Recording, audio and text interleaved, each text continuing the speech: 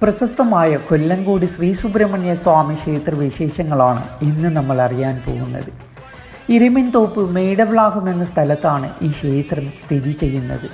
അഗ്നിക്കാവടി, തൂക്കപ്പാറക്കും കാവടി, തേർക്കാവടി, വേൽക്കാവടി, പൂക്കാവടി, പാൽക്കാവടി, പന്നീർ കാവടി എന്നീ കാവടി നേർച്ചകളാണ് ഇവിടുത്തെ ഏറ്റവും പ്രധാനപ്പെട്ട നേർച്ചകൾ. 41 ദിവസത്തെ കഠിനവ്രതമെടുത്ത് മനസ്സും ശരീരവും ഭഗവാനിൽ അർപ്പിച്ചുകൊണ്ട് കൊല്ലങ്കോട്ടെ നാനാ ഭാഗത്തു നിന്നും നൂറുകണക്കിന് ഭക്തരാണ് തങ്ങളുടെ ഏത് ആഗ്രഹവും സാഫല്യമാകുമെന്ന വിശ്വാസത്തോടുകൂടി ഈ നേർച്ചയ്ക്കായി ഇവിടെ എത്തുന്നത്. ചെറിയ കുട്ടികളും മുതിർന്ന അമ്മമാരും വലിയവരും എല്ലാം ഏറ്റവും കൂടുതൽ ഈ നേർച്ചയ്ക്കായി ഇവിടെ എത്തിച്ചേരുന്നുണ്ട്. എല്ലാ വർഷവും മകരപ്പൂയം മകരമുത്തരം നാളിലാണ് ഇവിടെ ഈ ഉത്സവം നടക്കുന്നത്.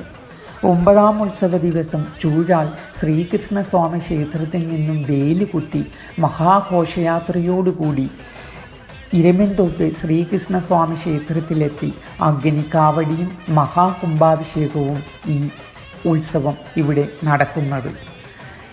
കൊല്ലങ്കോട് കണ്ടതിൽ വെച്ച് ഏറ്റവും വലിയ ഒരു മഹാശക്തിയായ ഘോഷയാത്രയും കാവടിയുമാണിത്.